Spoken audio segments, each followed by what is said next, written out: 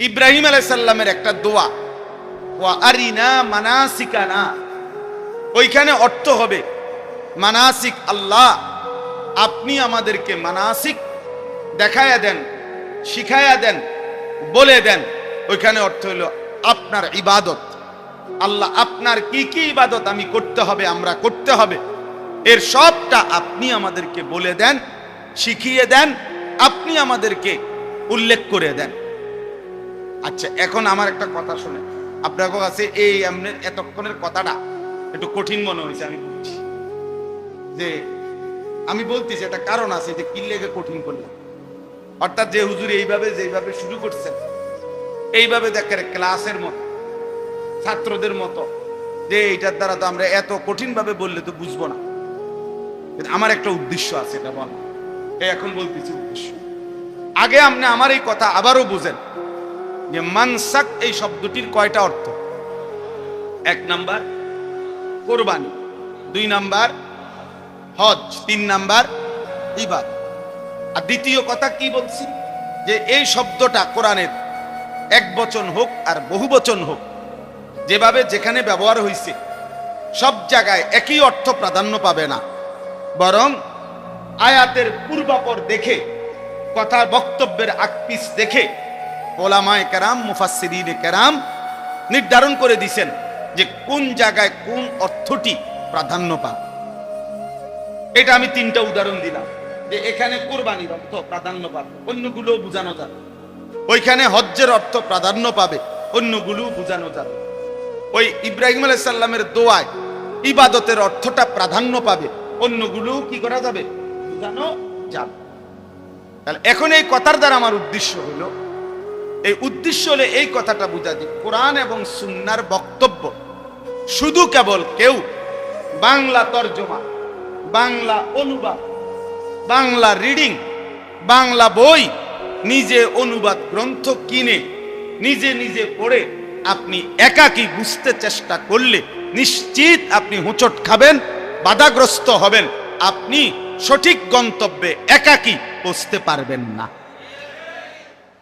এই কথাই এটা বলার জন্য এত কথা কইছি, বুঝেন না কথা? এই কথাটা বুঝার, একাকী আপনি পারতেন না, বরঞ্চ অবশ্যই নির্ভরযোগ্য মুত্তাকি, হক্কানি, রব্বানি ওলামায়ে কেরামের ব্যাখ্যা, বিশ্লেষণ, ওনাদের মতামত এখানে কি, এটা আপনাকে শুনতে হবে। এটা আপনাকে কি করতে হবে, নাই তো আপনি বুঝতেন না। আপনি নিজে নিজে বাংলা পড়লে বুঝতেন না, আপনি সঠিক ব্যাখ্যা, সঠিক বিশ্লেষণ উদ্ধার করতে পারবেন না। এইটাই আমরা বর্তমান প্রজন্মের, বর্তমান নতুন জেনারেশনকে এটা বুঝাইতে চাই। বর্তমান জেনারেশনের মধ্যে একটা বড় অংশ যারা কিছুটা ধর্ম মানে, ইসলামকেও পছন্দ করে, কিন্তু তাদের একটা বড় রোগ হইল নতুন প্রজন্মের অনেক লোক, অনেকেই নিজে নিজে ইসলামকে বুঝতে চেষ্টা করে,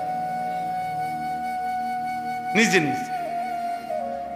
গতকালকেও একজন বড়, গত পরশুদিন এই বাংলাদেশের একজন প্রতিষ্ঠিত বড় নেতা টকশোর বক্তব্যের মধ্যে বলছে যে মোল্লাতন্ত্র চলবে না, ইসলাম ভিন্ন জিনিস। ইসলাম তার আব্বাই যেটা দিছে, তার বাপের থেকে আসছে। বুঝেন নাই কথা? আমরা মোল্লা যেটা বলবো এটা কোনো ইসলাম না, তার আব্বাই যেটা বলছে সেটা ইসলাম। তার দাদায় মাটির তলে থেকে বলছে, মানে এটা বুঝাইতে চাইছে হুজুরদের এই ব্যাখ্যা, আলেমদের এই ব্যাখ্যা ধরলে হবে না, আপনি নিজে বুঝতে হইবে। আপনি বাংলা পড়বেন, আপনি অনুবাদ দেখবেন, আপনি নিজের থেকে একটা বুঝে নিবেন। আপনি বলছে হাফ প্যান্ট, আপনি বুঝবেন ফুল প্যান্ট, বলছে পায়জামা, আপনি বুঝবেন লুঙ্গি। বুঝেন নাই কথা?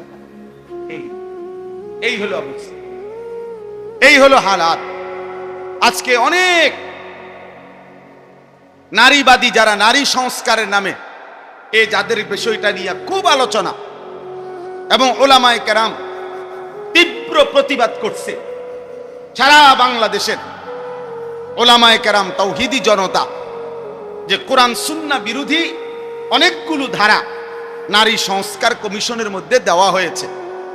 এখন এরা কোনোভাবে এই কথাটা বলে না যে কোরআন সুন্নাহ বিরোধী না, এই কথাটা, এটার কথা পায় না। কেবল বারবার এটা বুঝাইতে চায় যে ধর্মকে নারীর অধিকারের জন্য টেনে আনা সমীচীন না। এখানে ধর্মের কোনো বিষয় না। নারী নারীর মতামত পেশ করবে, সে নিজের মতো স্বাধীনতা ভোগ করবে।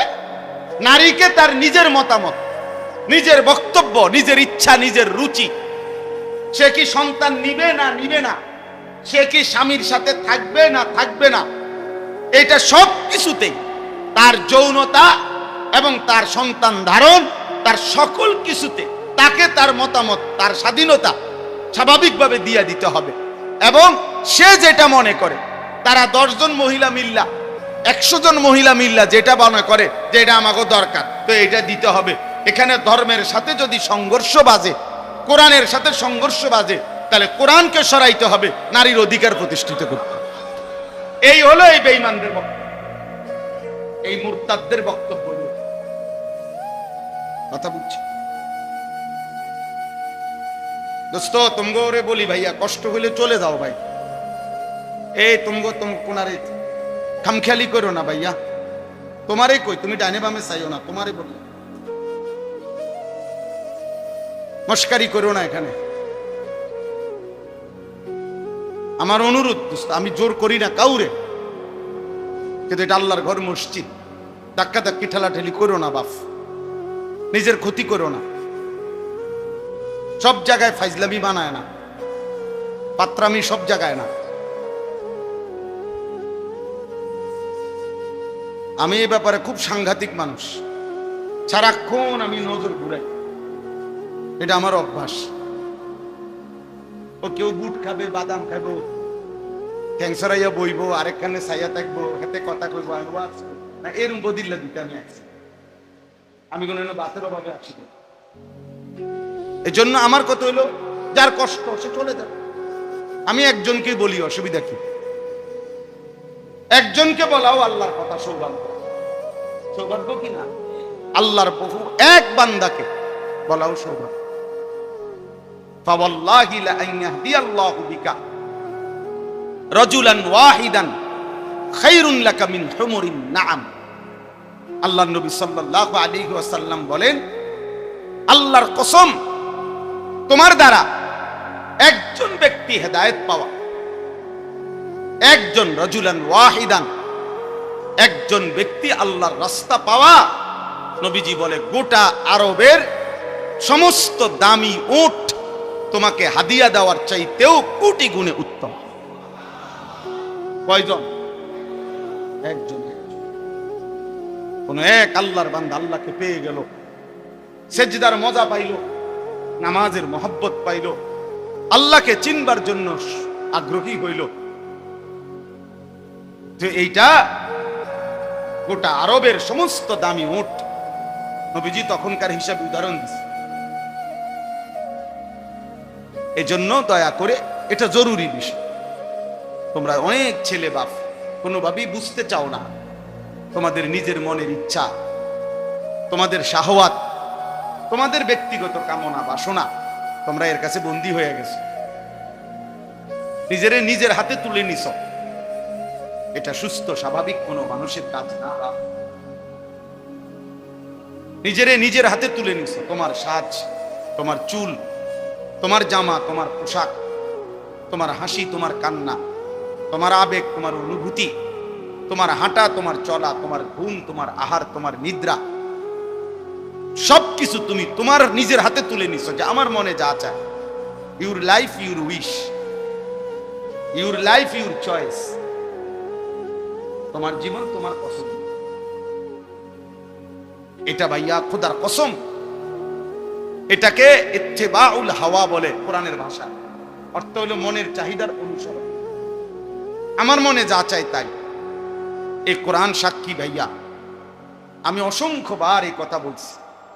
এই কোরআনে স্পষ্ট বলছে, এই মনের চাহিদার অনুসরণ যে করে, আল্লাহর বিধান, রাসূলের বিধান, ধর্মের বিধান, কোনো কিছুকেই যে তোয়াক্কা করে না, বরং মনের চাহিদার অনুসরণ করে, কসম আল্লাহ, আল্লাহ পাক তাকে বলছে এই ব্যক্তির উদাহরণ সরাসরি ফামাসালুহু কামাসালিল কাল, কুত্তার মতো।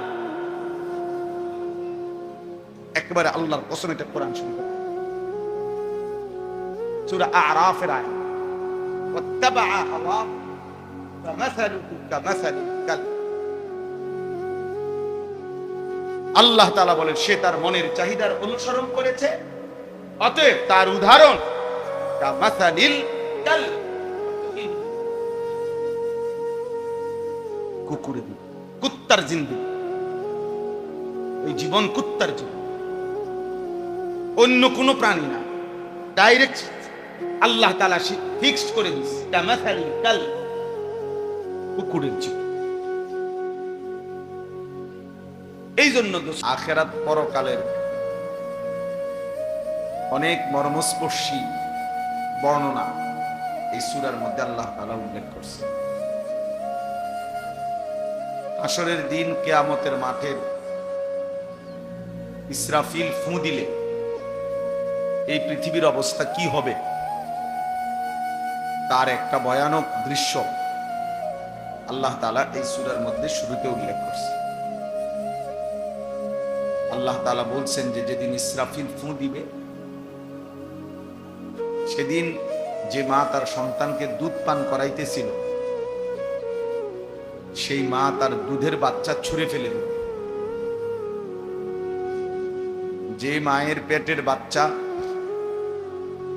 একদম প্রসব হওয়ার কাছাকাছি, 9 মাস 10 মাস, এরকম গর্ভবতী নারী এভাবে ছুটবে যে গর্ভের বাচ্চা নিজে নিজেই বের হয়ে পড়ে যাবে, এবং মানুষ দিক বিদিক হয়ে মাতালের মতো ঘুরতে থাকে। আর প্রত্যেকেই এই কথা বুঝে ফেলবে যে আল্লাহর আযাব এসে গেল, আখিরাতের সময় হয়েই গেল। তখন সব মানুষ অস্থির হয়ে যায়। এই কথাটা আল্লাহ তাআলা এখানে উল্লেখ করছে। ইসলামের ইতিহাসে সর্বপ্রথম জিহাদ আমাদের প্রিয় নবী সাল্লাল্লাহু আলাইহি ওয়াসাল্লাম এবং সাহাবায়ে কেরামকে মক্কা থেকে মদিনায় হিজরত করে যাওয়ার পর সর্বপ্রথম কাফেরদের মোকাবেলায় যুদ্ধ করার সরাসরি অনুমতি আল্লাহ তাআলা এই সূরার মাধ্যমে, এই সূরার আয়াত নাজিল করে অনুমতি দিয়েছে। প্রথম আয়াত জিহাদের আয়াত, উযিনা লিল্লাযীনা ইউকাতালুনা বিআন্নাহুম যুলিমু, এখানে আছে ওয়া ইন্নাল্লাহা আলা নাসরিহিম লাকাদির।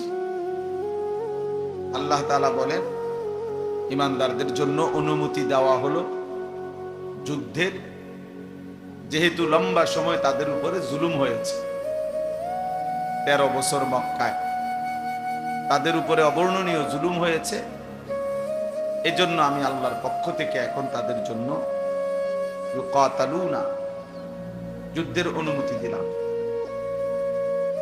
আর আল্লাহ তাআলা এই প্রথম যেদিন মুসলমানদেরকে যুদ্ধের অনুমতি দিয়েছেন, সেদিনই আল্লাহ তাআলা বলছেন ওয়া ইন্নাল্লাহা আলা নাসরিহিম লাকাদির, নিশ্চয়ই আল্লাহ তাআলা ঈমানদারদের সাহায্যে পূর্ণ শক্তিমান, পূর্ণ শক্তিরান। এজন্য মুসলমান যখন আল্লাহর জন্য জীবন দেবে, দুশমনের মোকাবেলায় সম্মুখ যুদ্ধে মোকাবেলা করবে, আল্লাহ তাআলা নিশ্চিত বিজয় দান।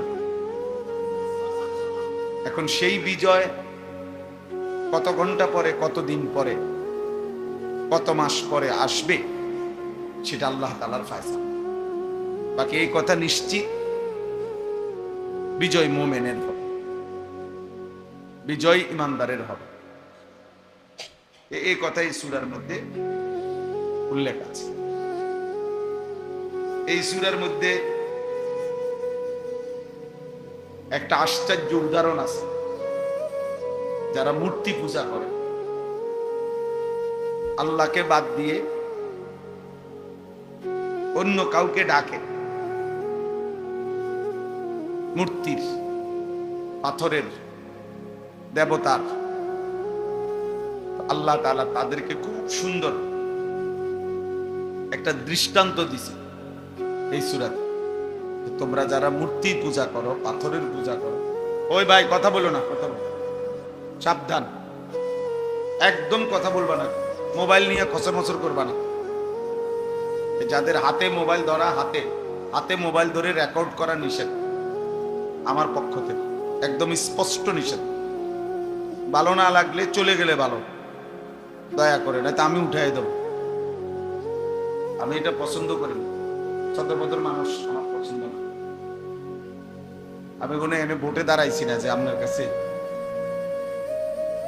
ইলেকশনের জন্য আসছি, আমি জনপ্রিয়তা দিয়ে বা করবো, আমি তো ইলেকশনে দাঁড়াইতাম না, কোনো ইচ্ছেই নাই। আমি জোর করে করলেও না, আপনি বলবেন আপনাদের দেয় কেউ না, দরকার নেই, দেওয়ানোরও দরকার নেই, আমিও নিতাম না, কেউ আমার না। এই জন্য বললাম আল্লাহর কথা বলা, আল্লাহর কথা বলার জন্য এই জন্য ভাইয়া খামখেয়ালি করা ঠিক।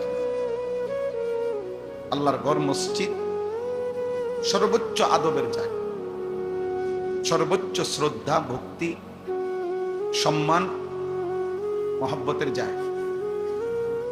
আল্লাহ নবী সাল্লাল্লাহু আলাইহি সাল্লাম বলেন, মসজিদের প্রতি যার প্রচন্ড ভালোবাসা, হাসরের দিন সে আল্লাহর আরশের নিচে ছায়া পাবে। এটা হাদিস। যেই 7 ধরনের ব্যক্তিকে কিয়ামতের দিন আল্লাহ পাকের আরশের ছায়া দেওয়া হবে, তন্মধ্যে একটা হলো ওই ব্যক্তি, রাজুলুন কলবুহু মুআল্লাকুন বিল মাসাজিদ, যার অন্তর আল্লাহর ঘর মসজিদের সাথে লেগে আছে, মানে যার দিল পড়ে আছে মসজিদ, যার মন পড়ে থাকে মসজিদ। মানুষ বলে, মা ছিলাম যদিও বিদেশে, কিন্তু মন পড়েছিল তোমার কাছে। মানুষ বিবিকে বলে, ছিলাম যদিও বাহিরে, কিন্তু মন পড়েছিল তোমার কাছে, দিল পড়েছিল তোমার কাছে। এক মুমিনও যদিও কর্মের প্রয়োজনে বাহিরে যায়, কিন্তু সত্যিকার মুমিনের দিল, অন্তরাত্মা পড়ে থাকে মসজিদের মধ্যে। আবার আসবো কখন, আবার আমার মালিককে সেজদা দেব কখন, আবার আজান হবে কখন, আবার নামাজের ওয়াক্ত হবে। হাদিসের মধ্যে আছে, আমাদের প্রিয় নবী সাল্লাল্লাহু আলাইহি ওয়াসাল্লাম মাঝে মাঝে নামাজের ওয়াক্ত হইলেই সাথে সাথে তৎক্ষণাৎ হযরত বেলালকে বলতেন, বেলাল কুম, আরে দাঁড়াও না, আজান দাও, জলদি আজান। আরিহনা বিসসালাহ, আমরা আমাদের দিল নামাজের মাধ্যমে শান্ত করি, অর্থাৎ জলদি জলদি আজান দাও। নামাজ শুরু করতাম, আল্লাহকে সিজদা দেওয়া শুরু করব, দিল শান্ত হবে, রাহাত, আরিহনা, আরাম লাভ করব, প্রশান্তি লাভ করব বিসসালাত, নামাজের মাধ্যমে, নামাজের মাধ্যমে। তাইলে নবীজি সাল্লাল্লাহু আলাইহি সাল্লাম অস্থির হয়ে থাকতেন, আবার কখন আজান হবে, আবার কখন সিজদা দেব, আবার কখন নামাজ পড়ব। এটা মুমিনের সিফাত, মুমিনের বৈশিষ্ট্য, যে মুমিনের দিল মসজিদে পড়ে থাকে। এজন্য মসজিদের প্রতি হৃদয়ের টান, অন্তরের ভালোবাসা বহুত জরুরি, বহুত জরুরি, অনেক বড় গুরুত্বপূর্ণ। এজন্য ভাইয়া মসজিদে কোনো খামখেয়ালি না কর। যার কষ্ট হয় গরমে, বিরক্তিতে, যে কোনো রকমের, সে চলে গেলে বা আমার কোনো এতটা সংখ্যার কোনো কিছু নাই যে লোক কম না বেশ, আমি এগুলা নিয়ে এতটা ভাবি না, এত সময়ও নাই আমার এত কিছু ভাববার টাইম। আল্লাহর জন্য বলতে থাকা আমি বুঝি। আজকে আমরা আলহামদুলিল্লাহ দুপুর বেলা মাত্র 30 থেকে 40 জন হাজী সাহেবের জন্য প্রায় 2 ঘন্টা বয়ান করছি। কোন হাজী? কারণ ট্রেনিং এ আসছে হাজী এর বাড়িব করতে নির্ধারণ, তাইলে আল্লাহর জন্য বলতে হবে। সংখ্যা দিয়ে আমি করবো, বেশি না কম এটা কোনো বিষয়। আচ্ছা চলেন, তো বলতেছিলাম সূরা হজ্জের কথা মনে আসেনি? কোন সূরা? এই সূরাতে আল্লাহ তাআলা একটা চমৎকার উদাহরণ দিয়েছে। আল্লাহ বলছে, আচ্ছা হে মানুষ, তোমরা যারা আল্লাহকে বাদ দিয়ে মূর্তি দেবতার পূজা করো, আমি তোমাদের কাছে জানতে চাই, লান ইয়াখলুকু যুবাবান ওয়ালা ইজতামাউ লা, তোমরা তাদেরকে বলো যে তারা সবাই মিলে একসাথে হয়ে একটা মাছি বানায়, একটা কি বানায় দিতে, বড় হাতি দরকার না, হাতি লাগতো না, একটা কি বানাই দাও, মাছি বানায়। আল্লাহ বলেন লান ইয়াখলুকু যুবাবান, তারা তো একটা মাছিও বানাইতে পারে, ওয়ালা ইজতামাউ লাহু, এটা বানাইবার জন্য তারা যদি সবাই একসাথে হয়, সারা পৃথিবীর সব দেবতা সব মূর্তি একসাথে হলেও তো একটা মাছিও কি করতে পারবে না। এবার আল্লাহ তাআলা বলেন, আচ্ছা যাও, মাছি বানাইতে পারবে না, তো আমি আল্লাহ তাআলা আরেকটু নামায়া দিই, সহজ করে দিই। সেটা কি? ওয়া ইন্নাস লুবহুমুজ যুবাবু শাইআন লা ইস্তানকিযুহু মিন। এবার আল্লাহ বলেন, তাহলে বলো যে যদি এই দেবতা মূর্তির গায়ে একটা মাছি পড়ে, তো তারে কও এই মাছিটার তারায় বানানোর দরকার নেই, এর গায়ে যে মশা বই মাছি বসে, তা এই মাছিটা একটু সরাই দিতে কও, তারায়। আল্লাহ তাআলা বলেন লা ইস্তানকিযুহু মিন, সে তো তার শরীর থেকে এই মাছিটাও সরাইতে পারে। আল্লাহ তাআলা বলেন দাউফাত তালিব ওয়াল মাতলুব, অতএব তোমরা যারা চাচ্ছ দেবতার কাছে, তোমরাও দুর্বল, যার কাছে চাচ্ছ সেও কি দুটোটাই বেওকুফ। বুঝেন? যার কাছে চাচ্ছ সেও দুর্বল, তুমি তো নিজেই দুর্বলই, যেহেতু তুমি দুর্বল দেখেই তো চাইতেছ। দাউফাত তালিব ওয়াল মাতলুব, তালেব এবং মাতলুব। তালেব মানে প্রার্থী, যে চায়, মাতলুব মানে যার কাছে চায়, উভয়ই দুর্বল। তাহলে এই চমৎকার উদাহরণ দিয়ে আল্লাহ তাআলা কিয়ামত পর্যন্ত বলছে, তোমাদের ওই মিথ্যা দেবতা, তোমাদের ওই মিথ্যা মূর্তি, তোমাদের ওই মিথ্যা পাথর, সে না কোনো মাছিও বানাইতে পারে, না নিজের গায়ে পড়া মাছি তারাইতেও পারে। তাহলে এতটা দুর্বল তাকে কেমনে তোমরা খোদা মনে করো, তাকে কিভাবে পূজা করো, তার কাছে কিভাবে প্রার্থনা করো। নাউজুবিল্লাহ। এইভাবে এই সূরার মধ্যে ইব্রাহিম আলাইহিস সালামের কথা আল্লাহ তাআলা উল্লেখ করছে। ইব্রাহিম আলাইহিস সালাম, আল্লাহ তাআলা বলছেন মিল্লাতা আবিকুম ইব্রাহিম হুয়া সাম্মাকুমুল মুসলিমিন। এই যে এই কথাটা আমরা এমনি অনেকেই জানি। আল্লাহ তাআলা বলছেন তোমাদের মিল্লাতের পিতা, তোমাদের মুসলিম জাতি সত্তার পিতা ইব্রাহিম, তিনি তোমাদেরকে মুসলিম হিসাবে নামকরণ করেছেন। তো এই কথাইটা এই সূরার মধ্যে আছে, সূরা হজ, এই সূরার মধ্যে এরকম অনেকগুলো সুন্দর সুন্দর ছোট্ট ছোট্ট বিষয় এই ছোট্ট সূরার মধ্যে আছে। আর এখন কথা হলো সবচেয়ে বড় বিষয় যেটা এই সূরার আলোচ্য, এই সূরাতে বিস্তারিত আলোচনা আছে যে বিষয়ে, সেটা হলো হজ এবং কুরবানি সম্পর্কে। হজ এবং কুরবানি সম্পর্কে যে কয়েকটা সূরার মধ্যে বেশি আলোচনা, তার মধ্যে উল্লেখযোগ্য এই সূরার মধ্যে আল্লাহ তাআলা হজ এবং কুরবানি সম্পর্কে বিস্তারিত আলোচনা করেছেন। সূরা বাকারার মধ্যেও আল্লাহ তাআলা হজ সম্পর্কিত আলোচনা করেছেন, ওইখানেও লম্বা আলোচনা আছে আর এখানেও লম্বা আলোচনা আছে। তো আমি যে দুইটা আয়াত পড়ছি, এই দুইটা আয়াতের মধ্যে হজ সম্পর্কিত কথাও আছে, কোরবানি সম্পর্কিত কথাও আছে, আর আল্লাহর অনুগত বিনয়ী বান্দার সিফাত বৈশিষ্ট্য কি এই কথাও আছে। এবার চলেন এই দুই আয়াত আমরা শুনি। আল্লাহ তাআলা বলতেছেন 34 নম্বর আয়াতে সূরা হজ, ওয়ালিকুল্লি উম্মাতিন জাআলনা মানসাকান। এই হলো প্রথম কথা। আল্লাহ তাআলা বলেন, আল্লাহ তাআলা প্রত্যেক উম্মতের জন্য, প্রত্যেক জাতি গোষ্ঠী সম্প্রদায়ের জন্যই নির্ধারণ করেছেন মানসাক। মানসাক অর্থটা কি আমি বলতেছি একটু পরে, আগে এই শব্দটাই যেমনি আছে এমনি বলে।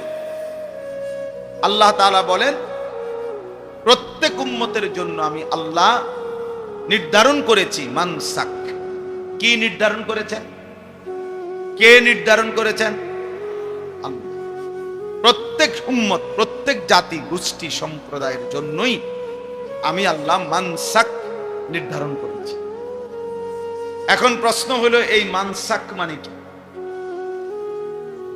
তো কোরআনে আর শব্দ, এই শব্দটার দুইটা শব্দ, একটা হলো মানসাক আর একটা হলো নুসুক।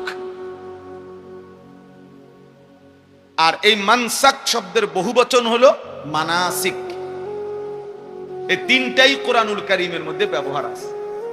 যেমন এখানে এখন শুনলেন ওয়ালিকুল্লি উম্মাতিন জাআলনা মানসাকান।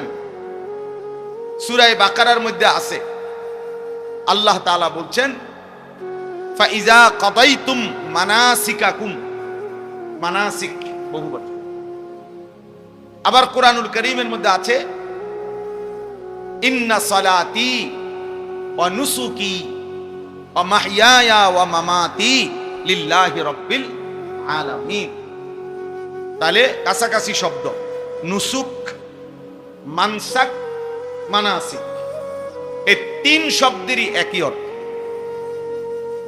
তিন শব্দেরই একই অর্থ। অর্থটা কি? অর্থ তিনটা। এই শব্দটির তিনটা অর্থ।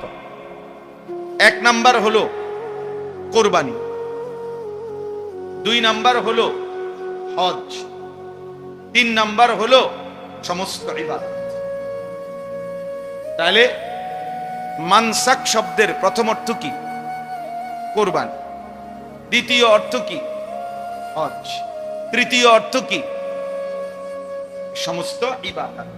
ইবাদত আল্লাহর ইবাদত। এই তিনটাই এই শব্দের অর্থ। এখন কোরআনুল কারীমের মধ্যে এবং রাসূলুল্লাহ সাল্লাল্লাহু আলাইহি সাল্লামের হাদিসের মধ্যেও এই শব্দটি আছে। নবীজি বলছে খুযু আন্নী মানাসিকাকুম। কোরআন শরীফ আছে ইব্রাহিম আলাইহিস সালাম আল্লাহর ঘর কাবা বানাইয়া দোয়া করছে, দোয়ার মধ্যে এটা বলছে ওয়া আরিনা মানাসিকানা, এরকম শব্দ আছে।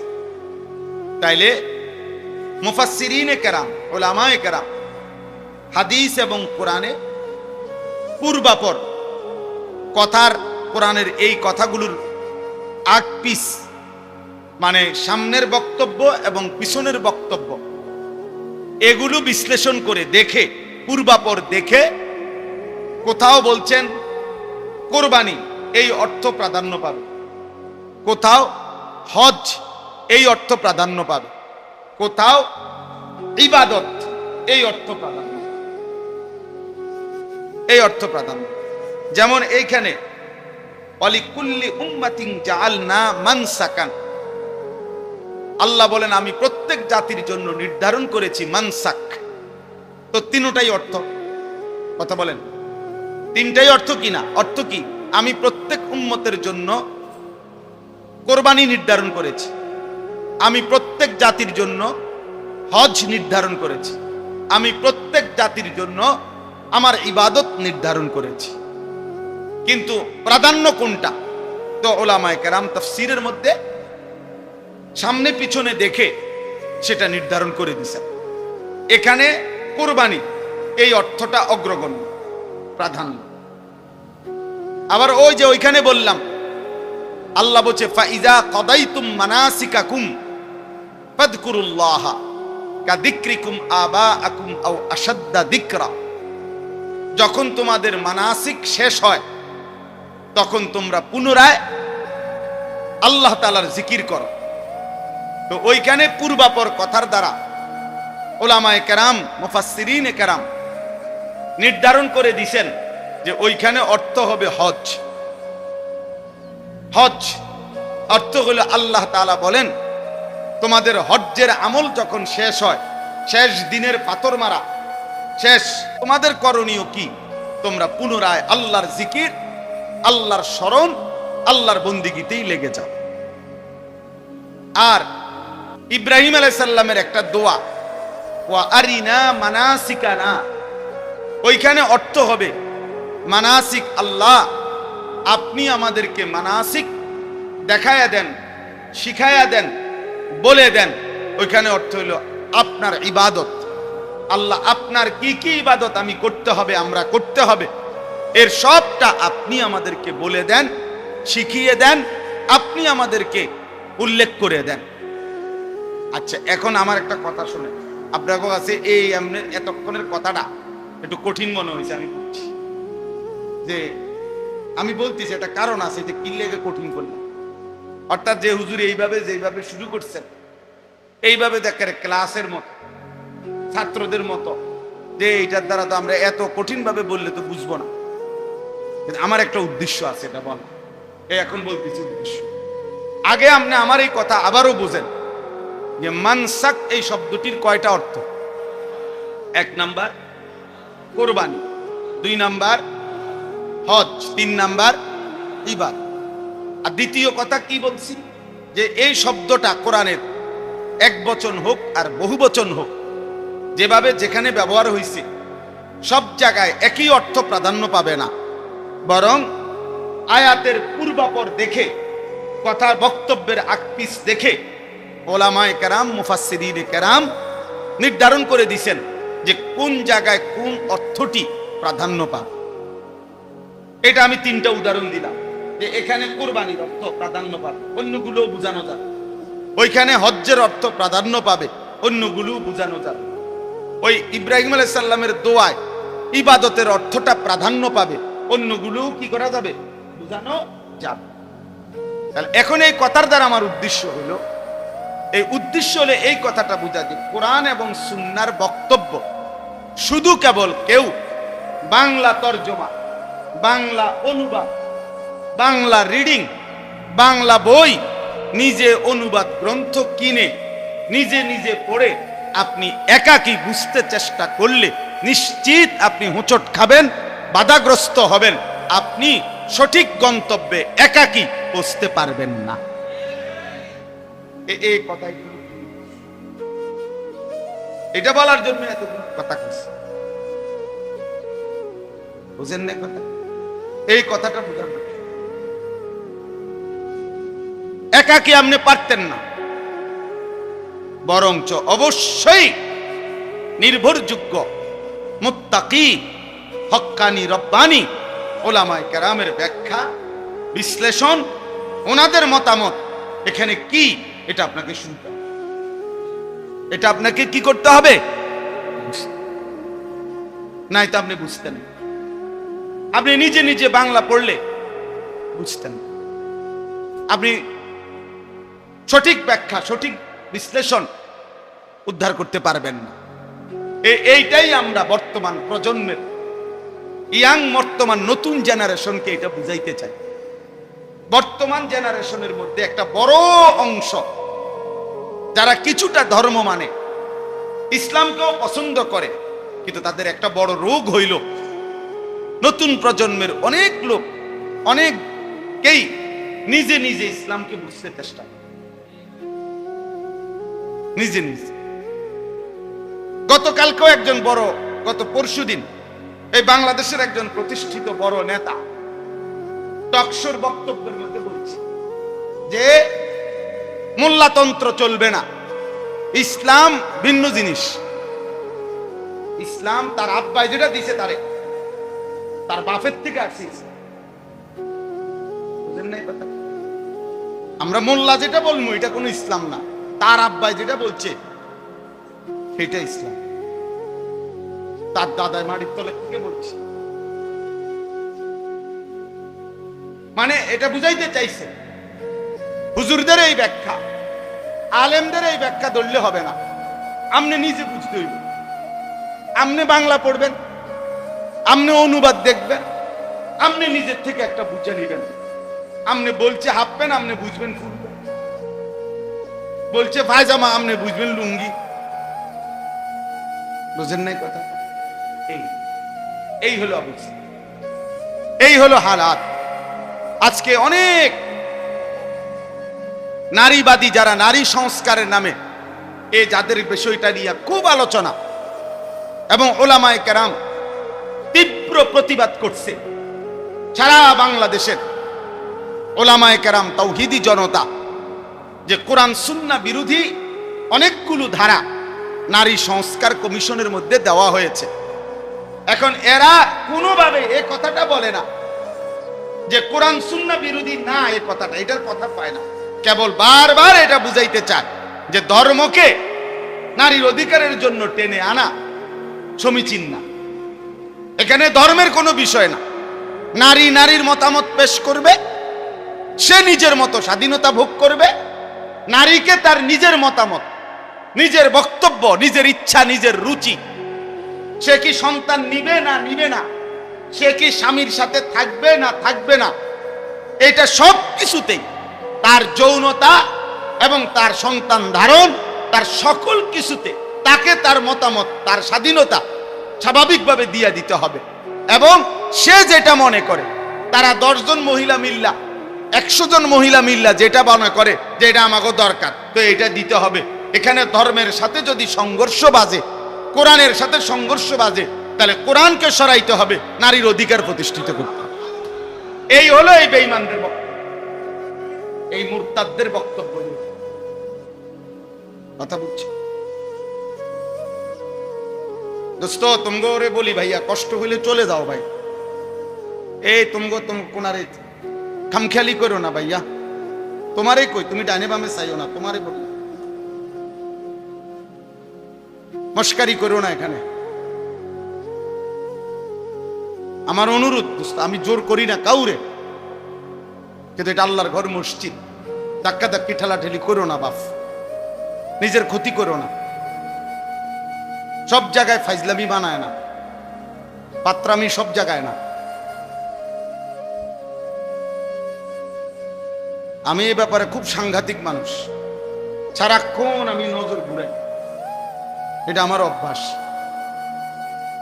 ও কেউ বুট খাবে, বাদাম খাবো, ক্যান্সারাইয়া বইবো, আরেকখানে সাইয়া থাকবো, হাতে কথা কইবো, এর বদিল্লা দিতে আমি আসছি। আমি কোনো বাসের অভাবে আসি।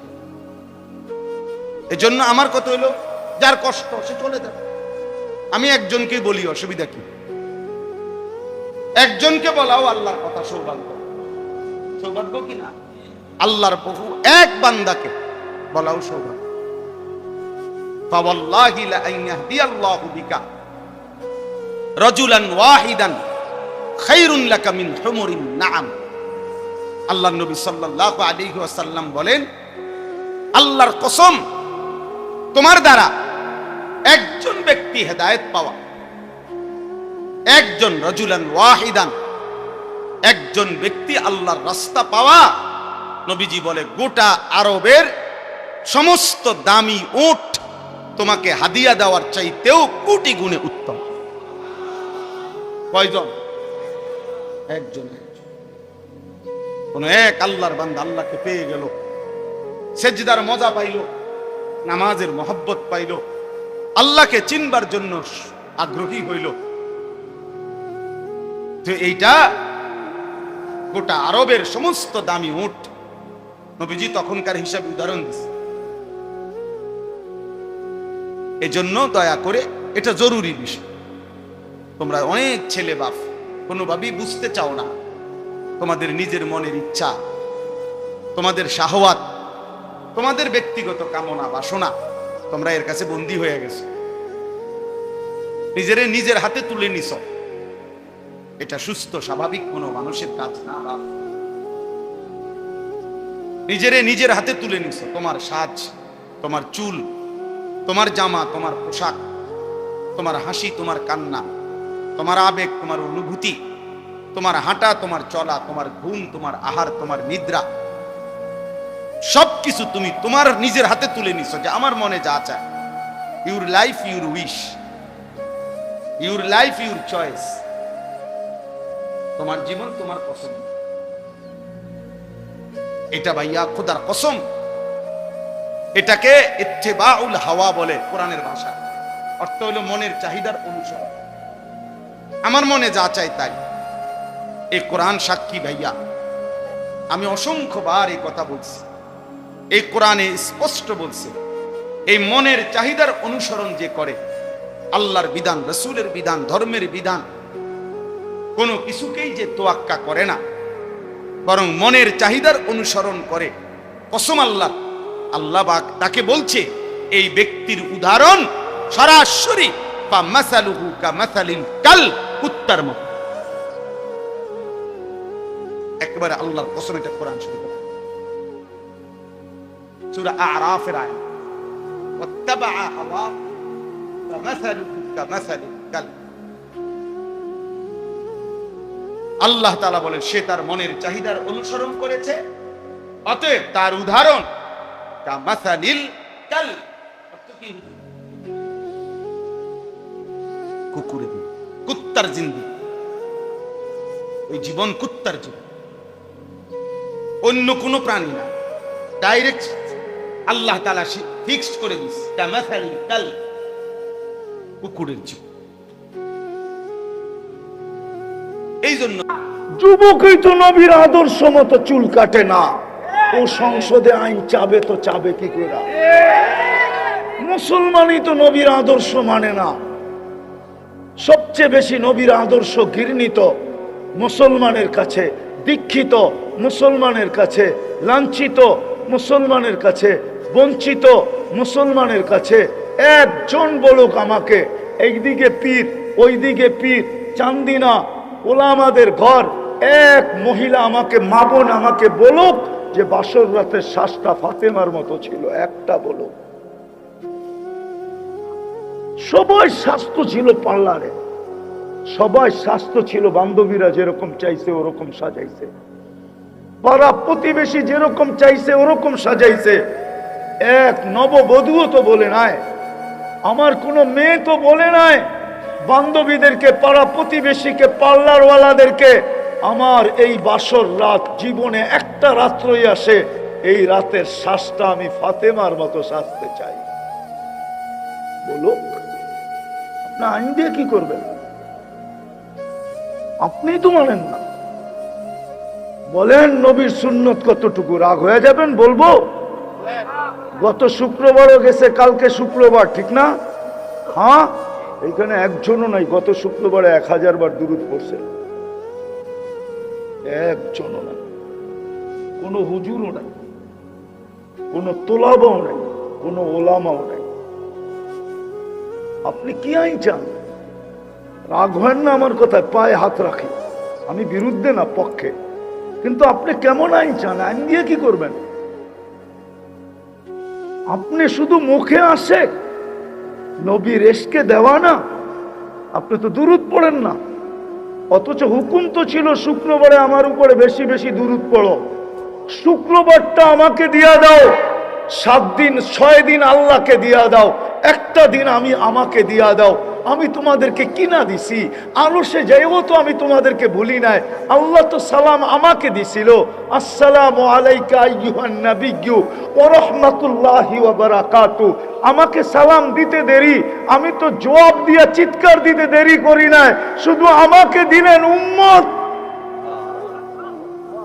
মনে হয় বুঝাইতে পারি না, শুধু আমাকে দিলেন উম্মত। কোথায়?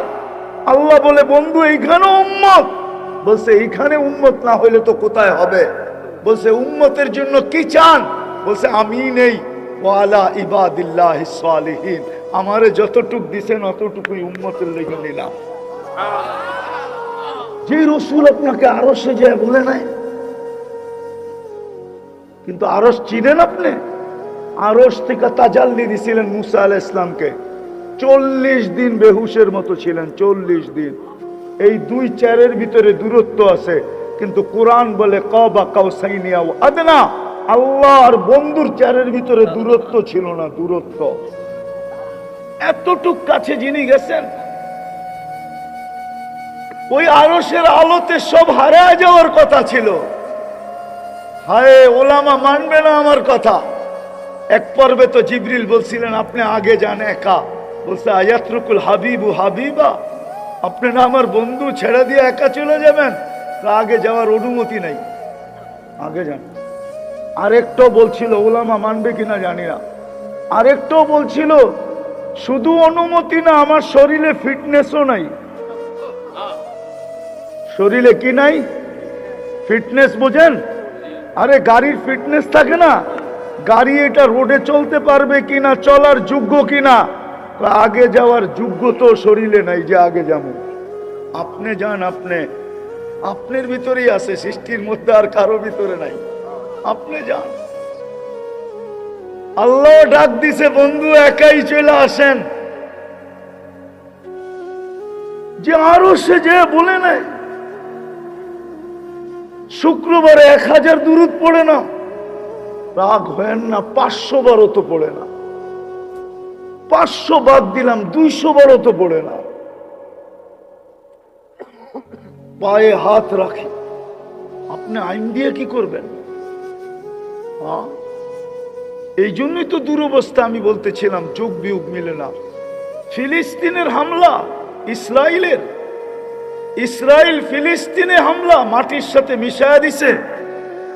অন্যের হাতে মার খাইতো তাইলে আমি মনকে বুঝাইতে পারতাম, কিন্তু মার খাইতেছে কার হাতে?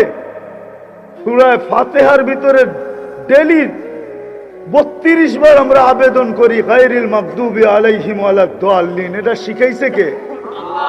আরে কে শিখাইছে? নিজেই তো শিখাইলো। আমার কাছে 32 বার কমছে কম আবেদন করো এই 2 দলের হাত থেকে বাঁচান। আমি যদি তর্জমা ভুল করি ওলামা বলুক। শুধু এই 2 দলের তরিকা না, হাত থেকেও বাঁচান। শুধু তরিকার থেকে বাঁচান না, হাত থেকেও বাঁচান। 32 বার কে শিখাইছে? নিজে শুকায়া ওদের হাতে মার খাওয়াইতেছে। ইহুদিদের হাতে মার, খ্রিস্টানের হাতে মার, মুশরিকের হাতে মার। না খাই না মুশরিকের হাতে মার আমরা? আরে খাই না? না খাই না? খেলে না। হায় হায়, বুঝাইতে পারলাম না। ওদের হাতে, অন্য কারো হাতে হয়তো মনকে বুঝাইতাম। শিখাইলেন আপনি, দোয়া দরখাস্ত দিলেন, শিখাইলেন আপনি। ডেলি 32 বার বলি, কখনো একা একা বলি, কখনো ইমামের মাধ্যমে বলি, কখনো চোখের পানি ছাড়া বলি, আর কখনো ইমাম চোখের পানি জড়াইতে ফাতিহা পড়ে। আছে এরকম ইমাম, যখন ফাতিহা পড়ে তো চোখের পানি ঝরতে থাকে, কেননা ইমাম জানে দরখাস্ত ভিক্ষুক যত আবেদন করবে, চোখের পানি ঝরায়া যত হাত পাতবে, ততই ভিক্ষা হাতে বেশি পড়বে। শত ইমাম আছে চোখের পানি ঝরায়া ফাতিহা পড়ে, কিন্তু কবুল হয় না। তো হয় না কেন? আজকে এই দুরবস্থা কেন? আমার তো যুগ বিয়োগে মিলে না, আমি বড় মিলাইতে চাই কিন্তু মিলে না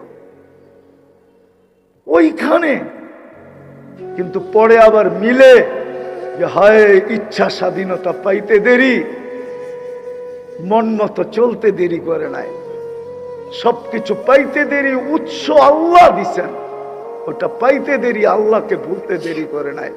সবকিছু বাদিয়ে দিলাম, ডেলি 5 বার আল্লাহ ডাকে, তারপরও 90% মুসলমান মসজিদে আসে না। আসেন, শেষ জায়গায় চলে আসছে, চলে যেতে হবে এইখান থেকে, এই চেহারাটা আল্লাহকে দেখাইতে হবে। একটা কাহিনী দিয়া বুঝাই, দেখি বুঝে আসে কিনা, হাদিসের কাহিনী, কোন কিতাবের না। বনি ইসরাইলে এক বদমাশ ছিল, কিফিল নাম ছিল, কিফিল। প্রতিদিন ব্যভিচারের পিছনে বর্তমান টাকায় 50 থেকে 60 লক্ষ টাকা খরচ করত, সোনার টাকা ছিল। একদিন এক মেয়েকে নিয়ে আইসা কামরায় ঢুকায় বলতেছে, আমি প্রস্তুতি নিয়ে আসতেছি, তুই অপেক্ষা কর। যখন প্রস্তুতি নিয়ে কামরায় ঢুকছে, তো দেখতেছে এক কোনায় বসা অজোরে কাঁদতেছে। তো জিজ্ঞাসা করতেছে, ও মেয়ে কাঁদিস কেন? তোকে তো জোর করে আনি নাই, তুই তো সদিচ্ছায় আমার হাতে ধরা দিলি, লেনদেন তোর সাথে ফাইনাল হইলো, তারপরেই তো তুই আমার সাথে আসলি, কাঁদিস কেন? তো মেয়ে বলতেছে, শুন কিফিল, আমি বাজারি মেয়ে না, আর এটা আমার পেশাও না, বিপদ আমাকে তোর হাতে ধরা দিতে বাধ্য করছে, কিন্তু কাঁদি কেন জানিস? কালকে এই চেহারাটা আল্লাহকে কি করে দেখাবো? তীর মারলেও মনে হয় কিফিলের দিলে এত জোরে লাগতো না। কিফিল একটা চিৎকার দিছে আর মাটিতে পড়া বলতেছে, বোন, এখন পর্যন্ত তোর গায়ে আমি আঙ্গুলের ছোঁয়া দেই নাই, তারপরেও যদি তোর এই অবস্থা হয়, তো আমার কিফিলের কালকে কি হবে? আমি কিফিলের কালকে কি হবে? টাকার বস্তা তোকে দিয়া দিলাম বোন, তোর গায়ে আঙ্গুলের ছোঁয়াও দিব না, কিন্তু একটা অনুরোধ করব বোন, তুই হাত দুটা উঠায়া চোখের পানি দিয়ে আল্লাহকে একটু বইলা দে না যে আমি তওবা করলাম, আমার তওবাটা যেন কবুল করে। ওই রাত্রেই কিফিল মারা গেছে। সকালে স্বর্ণ অক্ষরে গেটে লেখা উঠছে, কদ গফারাল্লাহু লিকিফলিন, আল্লাহ কিফিলকে মাফ করে দিয়েছে। আসেন, আমরা এখন সুযোগ একটাই আছে, দুটাই আমাদের হাতে আছে, আর কোন সুযোগ আমাদের হাতে নাই। আর চিল্লানো সুযোগ আছে, চিল্লায় কোনো কাজ হবে না। আজকে আল্লাহ নারাজ, আপনি আমাকে বুঝাইতে পারবেন না। আমি যদি ফিলিস্তিন না দেখতাম, তাহলে আপনাদের সাথে আমিও যোগ দিতাম, কিন্তু আমি ফিলিস্তিন 14 বছর আগে চোখে দেখছি, 14 বছর আগে। ফিলিস্তিনের মাটি বলবে এই লোকটা আমাদেরকে দেখা গেছিল, অহংকার করে বলতেছি না। সমস্ত মাকামাত আমার দেখা আছে, ফিলিস্তিনে কি লুকায় রাখছে আল্লাহ সব আমার দেখা আছে। আমি অহংকার করে বলতেছি না, আল্লাহ জানে। বিদায় যোগ বিয়োগ আমার মিলে না, আপনাদের মিলতে পারে চিল্লায়া, আমার মিলে না যোগ বিয়োগ। আমার তো মন এটা মানতেই চায় না যে ওইখানে বোমা ফাটে, তো ফাটে কি করে?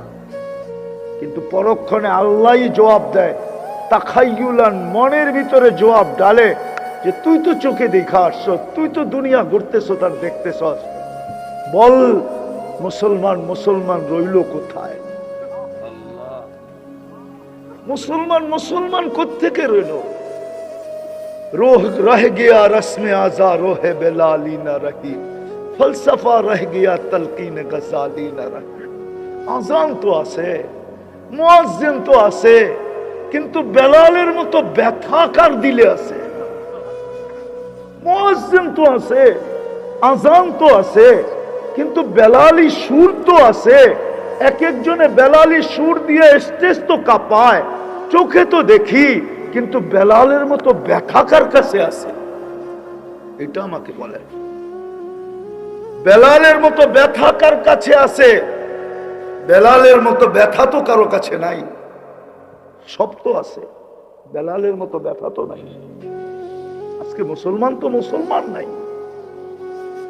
যদি থাকতো তাহলে 14 তারিখ উদযাপিত হয় কি করে, 31st নাইট উদযাপিত হয় কি করে?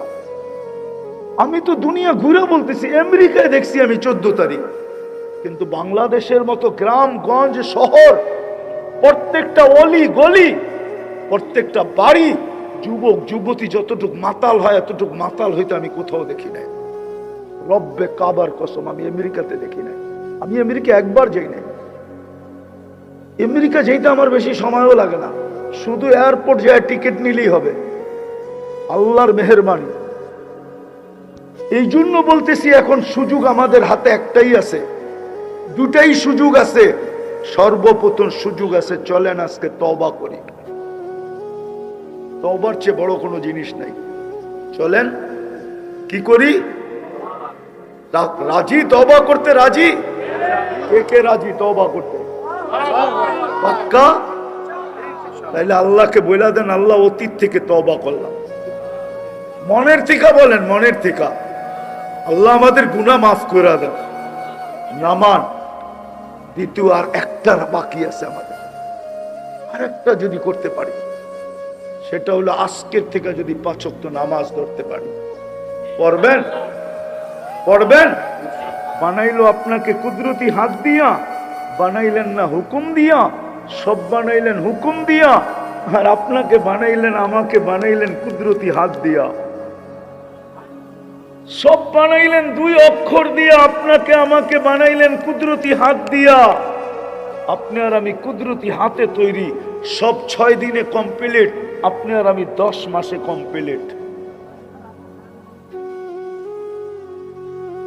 যাকে কুদরতি হাত দিয়া বানায়া শ্রেষ্ঠত্বের মুকুট দিলেন, ও চলবে আল্লাহর বিরুদ্ধে?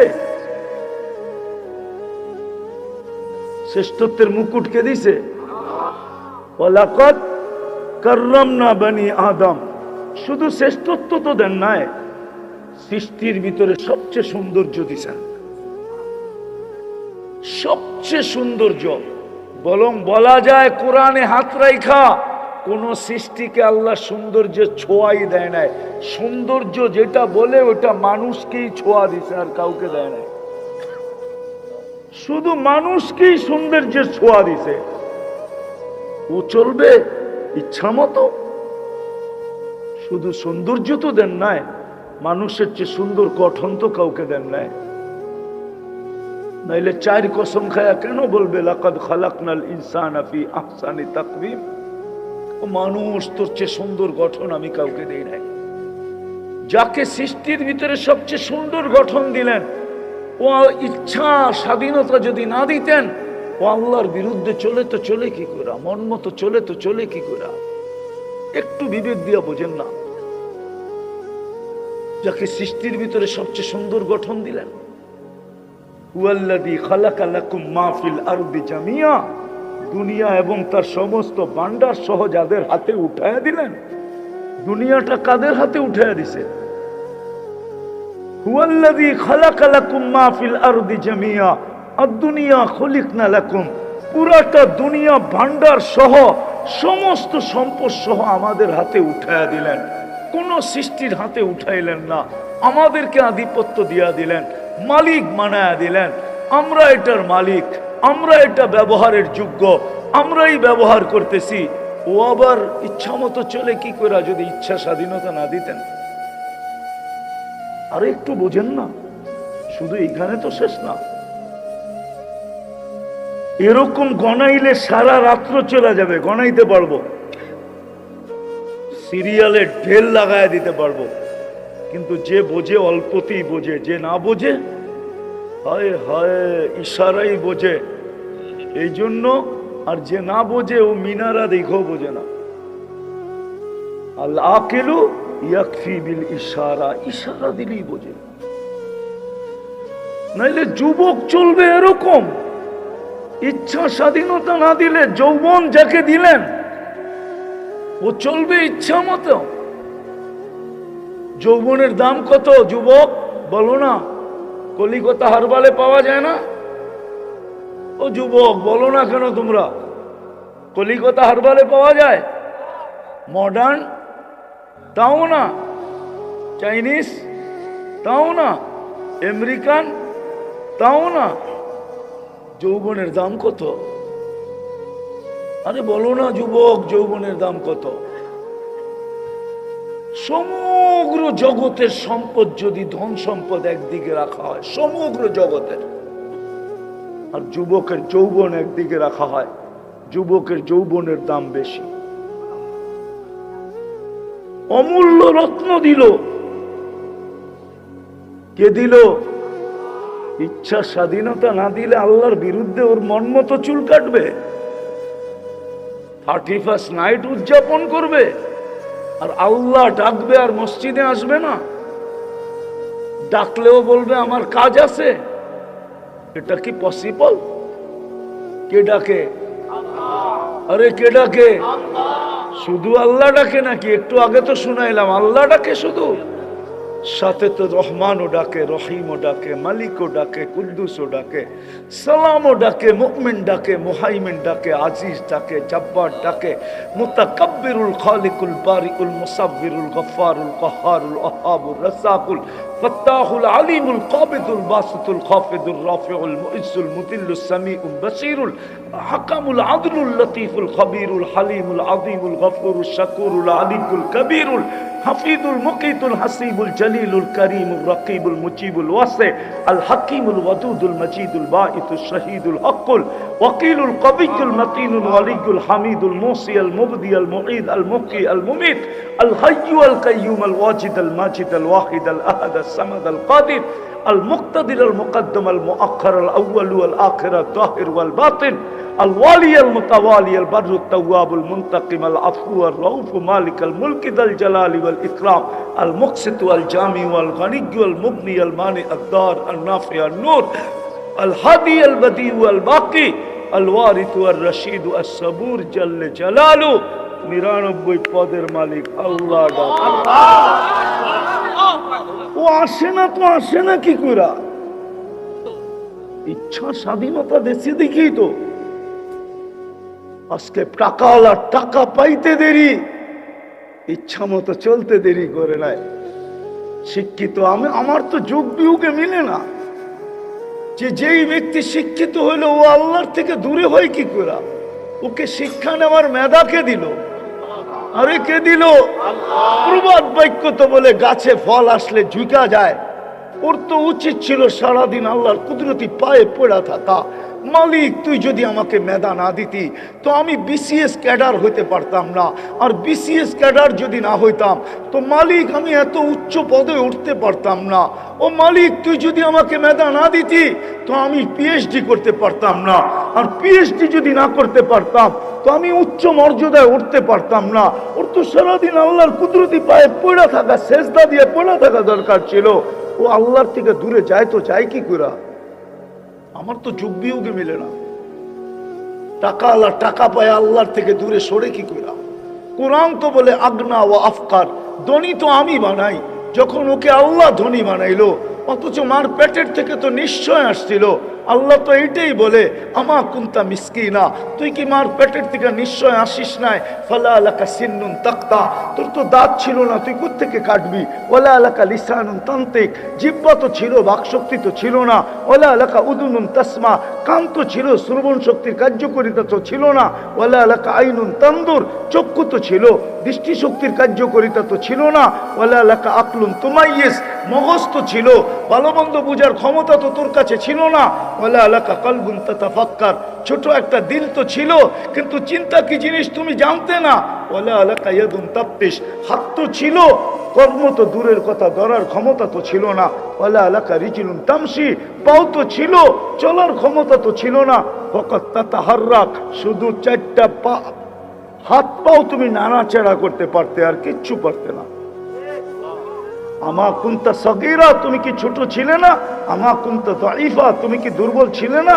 আমা কুনতা জাহিলা, তুই কি মার পেটের থেকে অজ্ঞ আসিস না? ফালা তা'লামুনা শাইআ, কুরআন বলে কিচ্ছু জানতে না, কিচ্ছু। এই জন্যই আজকে আল্লাহ দেখাইতে শুরু করছেন। আজকে বহুত মানুষের বাচ্চা আসে কিন্তু কাঁদে না। যখন এক সপ্তাহ না কাঁদে তো ডাক্তারের শরণাপন্ন হয়, আর ডাক্তার বলে চলো মেডিকেলে, কিন্তু নিয়ে আইসো বান্ডেল কয়েকটা, 5টা 7টা নিয়ে আইসো, তাইলে কাঁদবে, এর আগে কাঁদবে না। আর আগে তো আল্লাহ কুদরত দিয়া কান্না শিখায়া দিতেন। আল্লাহ নিজেই বলতেছে আল্লাম তুকাল বুকা, তুই মার পেটে আসতে দেরি, আমি তোকে কান্না শিখাইতে দেরি করি নাই। জমিনে পা রাখতে দেরি, আমি কান্না শিখাইতে দেরি করি নাই। তুই বাহির হয়ে একটা চিৎকার দিস, তো এটা কান্না ছিল না। তাইলে আল্লাহ কি ছিল? এটা জাদুর বাঁশি ছিল, জাদুর বাঁশি। আল্লাহ জাদুর বাঁশি মানি। আল্লাহ বলে জাল তুলাকা হানানা, তোর জন্য আমি আপনজন, মা বাবা আপনজন, দাদা দাদি নানা নানি আপনজনের দিলের ভিতরে ভালোবাসার জাল বুনছি। কিন্তু ওই সমুদ্রে তরঙ্গ উঠবে তো উঠবে কি কইরা? তুফান না আসলে তো তরঙ্গ ওঠে না। তো তোকে কান্না দিছি, তুই কাঁদতে দেরি, সবার ভালোবাসার সমুদ্রে তরঙ্গ উঠতে দেরি করে নাই। ফালাম্মা বাকাইতা সাইলাইকা জামিয়া, তুই কান্না সুর তুলতে দেরি, সব তোর দিকে দৌড়াইতে দেরি করে নাই। বাচ্চা কাঁদে কেন, কাঁদে কেন, কাঁদে কেন? আল্লাহ বলে কান্নাটা পর্যন্ত আমি শিখিয়ে দিচ্ছি। আমি কথাকে গুছায় নিয়ে আসতেছি। ইচ্ছার স্বাধীনতা যদি না দিতেন, সম্ভব ছিল না। রব্বে কাবার কসম। কিন্তু ছোট একটা দাবি আল্লাহর, বেশি না, ছোট একটা দাবি। আমি শেষ জায়গায় চলে আসছি। ছোট একটা দাবি। আজকে মুসলমানের দুরবস্থা এই জন্যই। মুসলমানের যে দুরবস্থা, আপনারা মনে হয় মুসলমানের দুরবস্থা স্বীকার করেন না, ঠিক না? আমার তো যুগ বিয়োগে মিলে না, আপনাদের মিলে কিনা দেখি। আমি তো 14 বছর আগে ফিলিস্তিন দেখছি। কয় বছর আগে? আমি মিডিয়া দেখি নাই, মিডিয়া। আমার কাছে হুজুরদের মতো কিতাবি এলেম নাই। আমার কাছে যা আছে চোখে দেখা। অহংকার করে বলতেছি না, আল্লাহ দেখাইছে, কি করব? যাই আল্লাহরে জিগান কেন দেখাইছে? 103টা তো দেখা হয়ে গেছে এই পর্যন্ত, 7 মহাদেশ দেখা হয়ে গেছে। তো যোগ বিয়োগ আমার মিলে না। আমার যোগ বিয়োগে মিলে না যে যেখানে খলিল শুয়ে আছে ওইখানে রক্ত জড়ে, তো জড়ে কি করে? খলিল তো শোয়া। ওইখানে বোম ফাটে তো ফাটে কি করে? ওইখানে মিসাইল পড়ে তো পড়ে কি করে? খলিল তো শোয়া। খলিল চেনেন না? কে? ইব্রাহিম খলিলুল্লাহ, ইব্রাহিম খলিলা। খলিল তো শুয়ে আছে। আমি তো দেখা আসলাম খলিল শুয়ে আছে, এখনো তো শুয়ে আছে। অদিয়ে খলিল তো এখনো আমার চোখের সামনে। কিন্তু দেখাবো তো দেখাবো কি করে আপনাদেরকে? নাইলে এখানে বসে দেখায় দিতাম। শুধু খলিল তো শোয়া না, পাশে তো অদিয়ে মুসা রাখা আছে। মুসা আলাইহিস সালাম একটু দূরে শোয়া আছে। অদিয়ে মুসাও তো এখানে। কালিমুল্লাহ একদিকে, খলিলুল্লাহ একদিকে, কালিমুল্লাহ। যেখানে 70 জন নবীর কবর চিহ্নিত। কয়জন?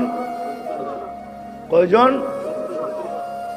70 জন নবীর কবর চিহ্নিত। যেটা মুসলমানদের প্রথম কেবলা। যেখানে 1.25 লক্ষ নবীদের সম্মিলন হয় মেরাজের রাত্রে। 1.25 লক্ষ নবী যেখানে একত্রিত হয়েছিলেন। হুজুর বলক হয়েছে না না হয়েছে? 1.25 লক্ষ নবী যেখানে একত্রিত হয়। কোথাও কোনো আল্লাহওয়ালা আসলে যদি বরকত থাকে, বরকত হয়, তো 1.25 লক্ষ নবী ওইখানে একদিন, পুরা একদিন সম্মিলন ছিল, কোনো বরকতই হয় নাই। নাইলে কোরআন কেন বলে বারাকনা হাওলা? কোরআন তো বলে এর মাটিতে মাটিতে বরকত, এর মাটির কোনায় কোনায় বরকত। ওইখানে বোম ফুটে কি করে? 60,000-এর উপরে মারা যায় কি করে? যুদ্ধ এত লম্বা হয় কি করে? 1 বছরের উপরে হয়ে গেল, এত লম্বা হলো কি করে? সব আবাবিল তো ওইখানেই বাস করে। সবচেয়ে বেশি দুনিয়াতে আবাবিল বাস করে ফিলিস্তিনে। আবাবিল আল্লাহ হুকুম দেয় না তো দেয় না কেন? মশাকে হুকুম দেয় না তো দেয় না কেন? ফেরেশতা নামায় না তো নামায় না কেন? আল্লাহ তো বলে লিল্লাহি জুনুদুস সামাওয়াতি ওয়াল আরদ, আকাশ জমিনের সমস্ত সৃষ্টি আমার সৈনিকের অন্তর্ভুক্ত। হুকুম দিতে দেরি, ঝাঁপায়া পড়তে দেরি করবে না। আমি যদি আল্লাহকে প্রশ্ন করি, আল্লাহ আমাদের পরে তো কোনো উম্মত নাই, আমাদের নবীজির পরে কোনো নবী নাই, তাইলে আপনি এই সৈনিক রাইখা লাভটা কি?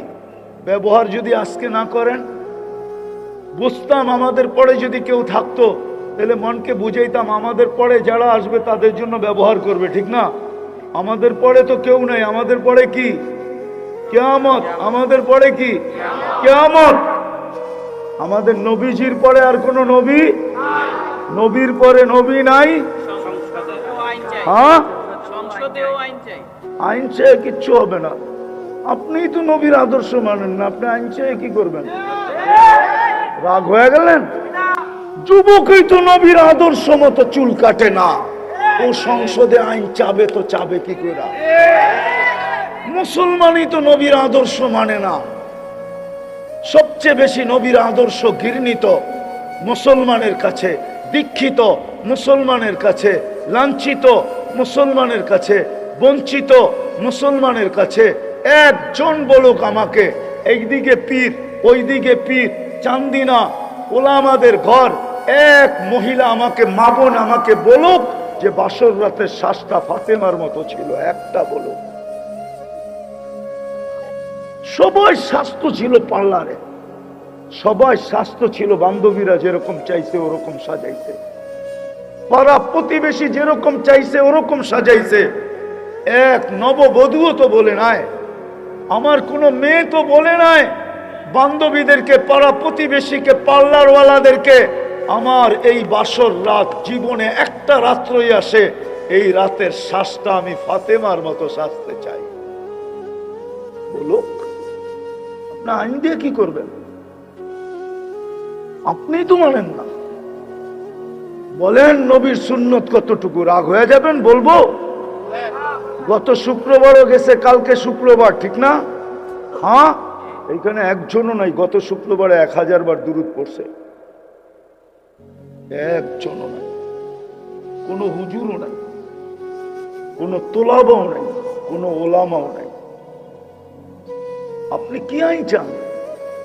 রাগ হয় না আমার কথায়, পায়ে হাত রাখি, আমি বিরুদ্ধে না পক্ষে, কিন্তু আপনি কেমন আইন চান? আইন দিয়ে কি করবেন?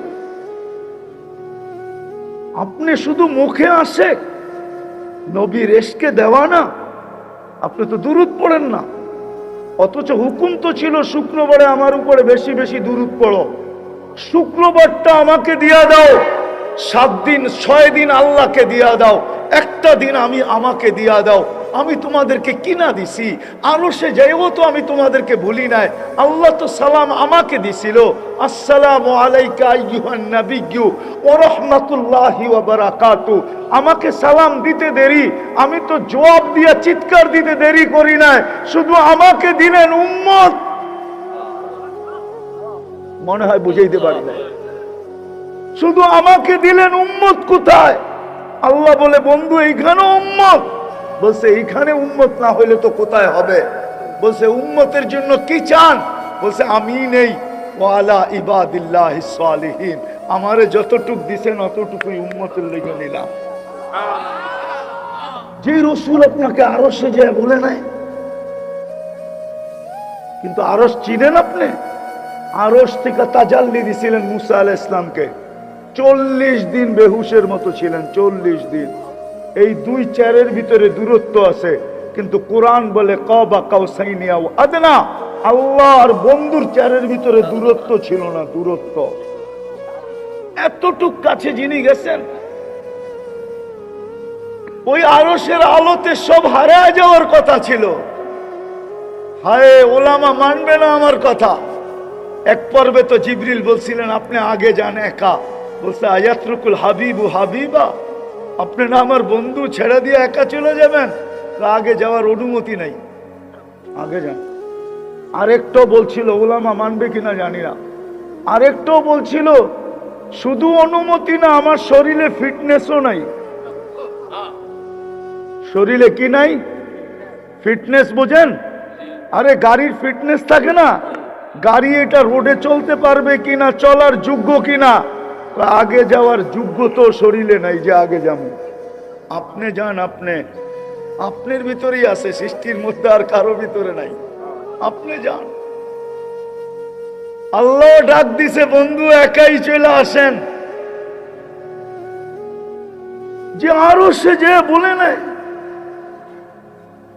শুক্রবারে 1000 দুরূদ পড়ে না, রাগ হয় না, 500 বারও তো পড়ে না। 500 বাদ দিলাম, 200 বারও তো পড়ে না। পায়ে হাত রাখি, আপনি আইন দিয়ে কি করবেন? এই জন্যই তো দুরবস্থা। আমি বলতেছিলাম যুগ বিয়োগ মিলে না। ফিলিস্তিনের হামলা,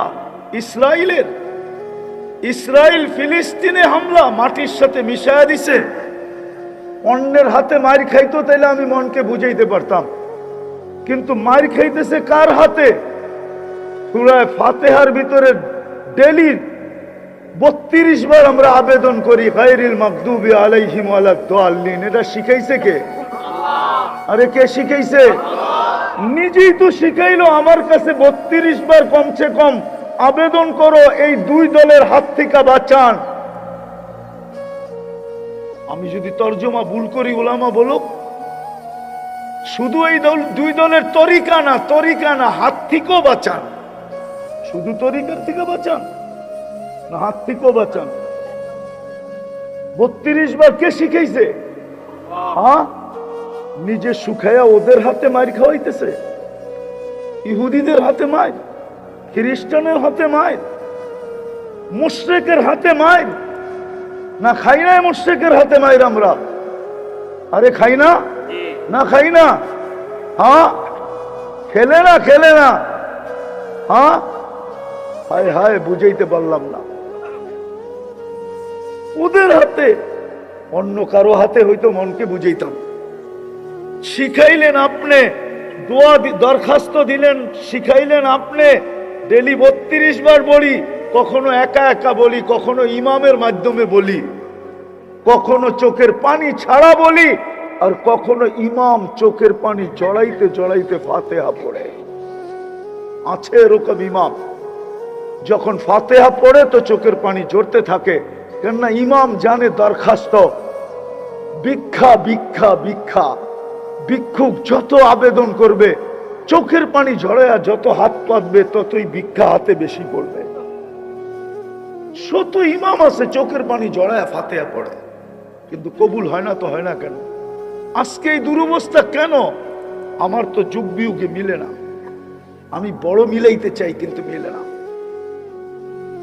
ওইখানে। কিন্তু পরে আবার মিলে যে হায়, ইচ্ছা স্বাধীনতা পাইতে দেরি, মন মতো চলতে দেরি করে নাই। সবকিছু পাইতে দেরি, উৎস আল্লাহ দিছেন, ওটা পাইতে দেরি, আল্লাহকে ভুলতে দেরি করে নাই। সবকিছু বাদিয়ে দিলাম। ডেলি 5 বার আল্লাহ ডাকে, তারপরও 90 ভাগ মুসলমান মসজিদে আসে না। আসেন, শেষ জায়গায় চলে আসছি। চলে যেতে হবে এইখান থেকে। এই চেহারাটা আল্লাহকে দেখাইতে হবে। একটা কাহিনী দিয়া বুঝাই, দেখি বুঝে আসে কিনা। হাদিসের কাহিনী, কোন কিতাবের না।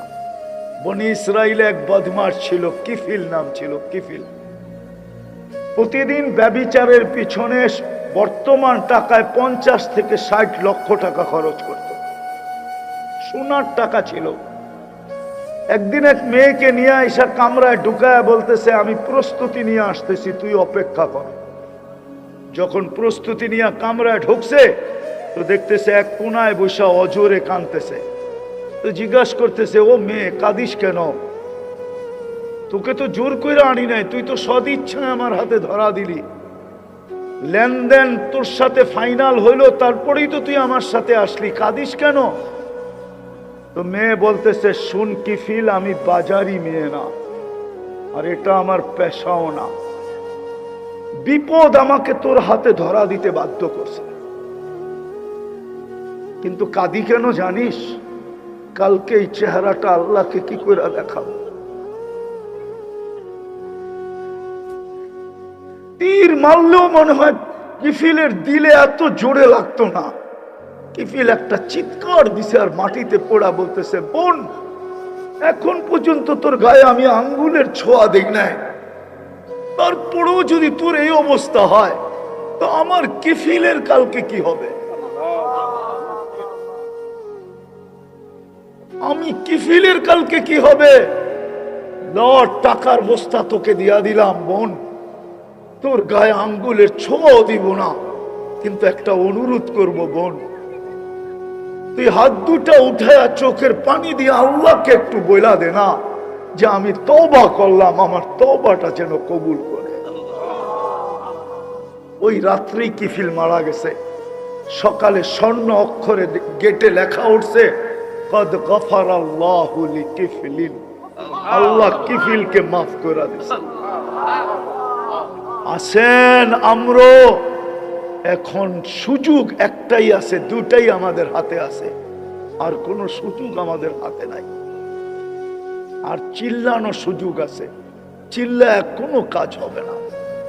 আজকে আল্লাহ নারাজ, আপনি আমাকে বুঝাইতে পারবেন না। আমি যদি ফিলিস্তিন না দেখতাম তাহলে আপনাদের সাথে আমিও যোগ দিতাম, কিন্তু আমি ফিলিস্তিন 14 বছর আগে চোখে দেখছি, 14 বছর আগে। ফিলিস্তিনের মাটি বলবে এই লোকটা আমাদেরকে দেখা গেছিল, অহংকার করে বলতেছি না। সমস্ত মাকামাত আমার দেখা আছে। ফিলিস্তিনে কি লুকায় রাখছে আল্লাহ সব আমার দেখা আছে। আমি অহংকার করে বলতেছি না, আল্লাহ জানে। বিদায় যোগ বিয়োগ আমার মিলে না, আপনাদের মিলতে পারে চিল্লায়া, আমার মিলে না যোগ বিয়োগ। আমার তো মন এটা মানতেই চায় না যে ওইখানে বোমা ফাটে, তো ফাটে কি করে? কিন্তু পরক্ষণে আল্লাহই জবাব দেয়, তাখাইয়ুলান, মনের ভিতরে জবাব ডালে যে তুই তো চোখে দেখা আসছ, তুই তো দুনিয়া ঘুরতেছ তার দেখতেছ, বল মুসলমান মুসলমান রইল কোথায়? মুসলমান কোত্থেকে রইল? रह गया रस्म आजा रोहे बेलाली न रही, फलसफा रह गया तलकीन गजाली न रही। আজান তো আছে, মুয়াজ্জিন তো আছে, কিন্তু বেলালের মতো ব্যথা কার দিলে আছে? মুয়াজ্জিন তো আছে, আজান তো আছে, কিন্তু বেলালি সুর তো আছে। এক একজনে বেলালি সুর দিয়ে স্টেজ তো কাঁপায়, চোখে তো দেখি, কিন্তু বেলালের মতো ব্যথা কার কাছে আছে? এটা আমাকে বলে। বেলালের মতো ব্যথা কার কাছে আছে? বেলালের মতো ব্যথা তো কারো কাছে নাই। সব তো আছে, বেলালের মতো ব্যথা তো নাই। আজকে মুসলমান তো মুসলমান নাই। যদি থাকতো তাহলে 14 তারিখ উদযাপিত হয় কি করে, 31st নাইট উদযাপিত হয় কি করে? আমি তো দুনিয়া ঘুরে বলতেছি, আমেরিকায় দেখছি আমি 14 তারিখ, কিন্তু বাংলাদেশের মতো গ্রামগঞ্জ শহর, প্রত্যেকটা অলি গলি, প্রত্যেকটা বাড়ি, যুবক যুবতী যতটুক মাতাল হয় এতটুক মাতাল হইতে আমি কোথাও দেখি নাই। রব্বে কাবার কসম, আমি আমেরিকাতে দেখি নাই। আমি আমেরিকা একবার যাই নাই। আমেরিকা যেতে আমার বেশি সময়ও লাগে না, শুধু এয়ারপোর্ট যায় টিকিট নিলেই হবে। আল্লাহর মেহেরবানি। এই জন্য বলতেছি এখন সুযোগ আমাদের হাতে একটাই আছে, দুটাই সুযোগ আছে। সর্বপ্রথম সুযোগ আছে, চলেন আজকে তওবা করি। তওবার চেয়ে বড় কোনো জিনিস নাই। চলেন কি করি? রাজি তওবা করতে? রাজি? কে কে রাজি তওবা করতে? পাক্কা? তাইলে আল্লাহকে বলে দেন, আল্লাহ অতীত থেকে তওবা করলাম। মনের থেকে বলেন, মনের থেকে আল্লাহ আমাদের গুনাহ মাফ করে দেন। নামান দ্বিতীয় আর একটা বাকি আছে আমাদের, আর একটা যদি করতে পারি, সেটা হলো আজকের থেকে যদি 5 ওয়াক্ত নামাজ ধরতে পারি। পড়বেন? পড়বেন? পাক্কা? আল্লাহ আমাদেরকে আমল করার তৌফিক দান করেন।